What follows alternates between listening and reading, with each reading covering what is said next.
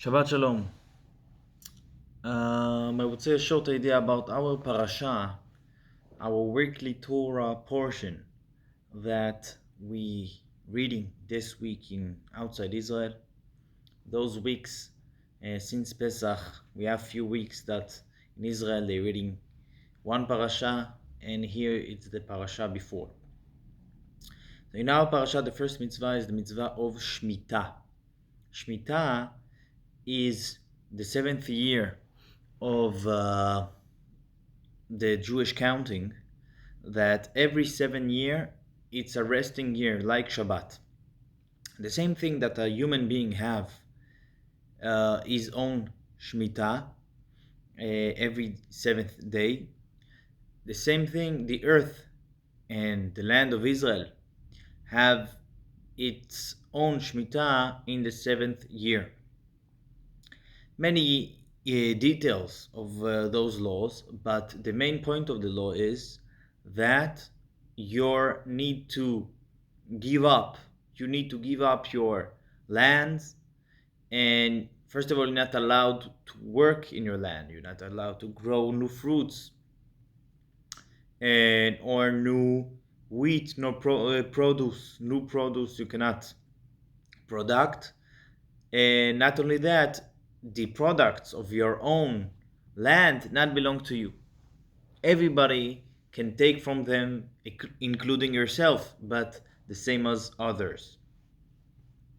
So this is the main point of the Shemitah. In our days, the Shemitah still exists, of course. In Israel, this mitzvah from our sages, and that's why a very interesting challenge that the fruits in Israel supposed to be specially kosher because of those laws, because outside Israel the laws of Shemitah are not applying, only in Israel. But fruits that coming from Israel to outside Israel, we need to check if this coming from a field that observe the laws of Shemitah. For example, this year, the year 5782 to the Jewish calculation are the years of Shemitah. This is the year of Shemitah. Even here in Estonia, we have some fruits coming from Israel, so we need to check what we're buying. So, because we are in our year of Shemitah, and Shemitah is very interesting laws that we're reading in our parasha, so there is very interesting point that we're finding in the laws of Shemitah. First of all, the law itself is a mind challenge. Mind challenge. A person needs to believe in such a way that he can give up his own main source of income to 1 year. So this is a very big faith challenge, if a person can do it or not. And the point of this mitzvah, not only to give earth resting year, it's also to bring a test to the humans' belief. Do you believe that all your income coming from God? And if you believe so God especially asking you to give up your income. And this is we have a lot of amazing stories about people in our days in Israel that keeping the Shemitah, and they really surviving, and not only surviving, they have some very interesting miracles. Another mind game, another mind challenge that we have in the Shemitah being exampled in the Torah itself. The Torah, when the Torah introducing the laws of Shemitah, the Torah asks, if you would ask, the Torah like quoting the people hearing the new laws of Shemitah, if you would say, what we will eat in the seventh year? Meaning, simple question. If we are not growing new wheat We have no bread. What we will eat? And the answer is, I will send my blessing. God saying, I will send my blessing to the seventh, in the sixth year, to the next 3 years. What does that mean? It means that in the sixth year, the year before Shemitah, the growth will be very big growth, and then we will have not only product for the sixth year, only also for the seventh year, and also for the eighth year, because if we starting to grow in the eighth year, we had nothing to eat in the winter. So we need also to for the eighth year production. So God blessing the fields in the sixth year, and this is the answer that Moshe giving when bringing the laws of Shemitah. That what if you will ask what you will eat, God will bring special blessings in the sixth year to the next 3 years. Now, before we're going to the second mind game, there is here a very interesting concept, because this is basically kind of a proof how the Torah is written in a different concept of not trying to convince everyone of his truthfulness. Because if a person want to write a book and to say that this book was written by God, he will not make promises that he cannot make. So if we're talking about specific blessings in the Torah, that the Torah said not work 1 year, we're talking about very big nation of millions of people, and all the nation, the main source of income in those days, doesn't matter how many fields you got, 1 year you're not working, and you have the same question: what will we eat? So God telling you, I will give you blessings in the sixth year, and this is what Moshe telling the Jewish people. So basically, it's very strong concept that Moshe can give blessings. He is not afraid to give those blessings because he's connected to the Creator. It's a concept that we're finding few times in the Torah. The Torah not afraid to tell things that can be proven very quickly wrong or not quickly, and this is one of them. So this is the part of the Torah talking about the question and the answer. And here there is very interesting concept. Why the Torah saying this blessing with a question before? Usually the Torah talking facts. Facts that were, that are now, or that will be. No questions, no emotions in the Torah, no questions, no doubts, no conversation. Mainly the facts. There is conversation between Moshe and God, and there is no, if the people will ask, I will tell them what's going on. Why the Torah introducing this promise by God with this question before? This is obvious question that people will ask. If the Torah is saying not to work 1 year, what the people will eat? God can go straight. The Torah can go straight to the answer.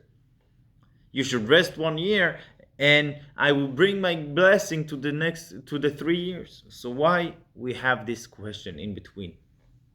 And not only a question, the question is introduced if the people will ask.